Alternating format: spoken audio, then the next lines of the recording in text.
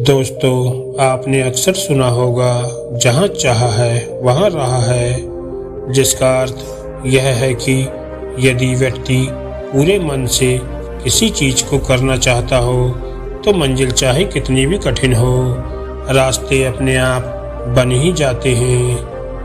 आज की हमारी इस कहानी से भी आपको यही सीखने को मिलेगा। तो चलिए कहानी को शुरू करते हैं। बहुत समय पहले एक शहर में एक व्यापारी रहा करता था। उस व्यापारी का व्यवसाय कंघियां बेचने का था। उस व्यापारी ने अपने कारोबार को अलग ऊंचाइयों तक पहुंचाया था, लेकिन अब वह बूढ़ा हो रहा था और किसी बुद्धिमान और सक्षम हाथों में अपने कारोबार की डोर सौंपना चाहता था। यही सोचकर उसने अपने तीनों बेटों को बुलाया और उनसे कहा, तुम तीनों को एक बौद्ध मठ में जाना है और वहां जाकर कुछ कंघे बेचने हैं। अपने पिता की यह बात सुनकर वह तीनों हैरान हो गए, क्योंकि मठ के सभी भिक्षु तो गंजे थे और वे कभी भी अपने सिर पर बाल नहीं रखते थे। हालांकि पिताजी द्वारा सौंपा गया कार्य तो उन्हें करना ही था।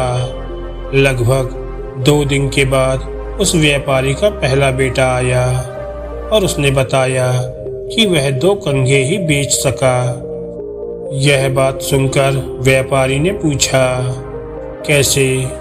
तो उसने उत्तर दिया, पिताजी, मैंने भिक्षुओं को यह सलाह दी कि जब भी आपको खुजली हो तो यह कंघी उनकी पीठ को खरोंचने के लिए एक मूल्यवान वस्तु होगी। अगले दिन दूसरा बेटा आया और उसने बताया कि उसने भिक्षुओं को एक सलाह देकर 10 कंघे बेच दिए। उसने भिक्षुओं को यह सलाह दी कि जो भी अंगतुक या तीर्थयात्री यहाँ रुकने आते हैं, यह उनको अपने बालों में कंघी करने में मदद करेगी। आखिर में तीसरा बेटा आया और उसने 1000 कंघों की आकर्षक बिक्री का आंकड़ा बताया। यह सुनकर उसके पिता के आंखों में अलग सी चमक आ गई। खुशी के मारे उसने अपने बेटे से पूछा कि आखिर उसने यह उपलब्धि कैसे हासिल की। तीसरे बेटे ने जवाब में कहा कि उसने भिक्षुओं को एक सुझाव दिया, जिससे वे सभी बहुत संतुष्ट हो गए।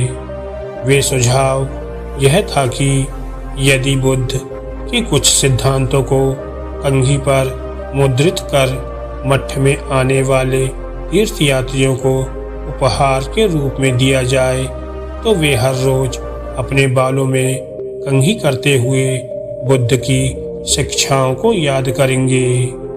इस सुझाव के कारण ही उन्होंने 1000 कंघों का ऑर्डर दे दिया। दोस्तों, इस कहानी से हम सभी को यह शिक्षा मिलती है कि जहाँ चाह होती है वहाँ एक रास्ता अवश्य मौजूद होता है। किसी भी काम के प्रति हमारा एटीट्यूड या रवैया उसके अंतिम परिणाम को आकार देने में मददगार साबित होता है। इसलिए बस कार्य को करने की चाह रखिए। सफलता देर से ही सही, लेकिन मिलेगी जरूर।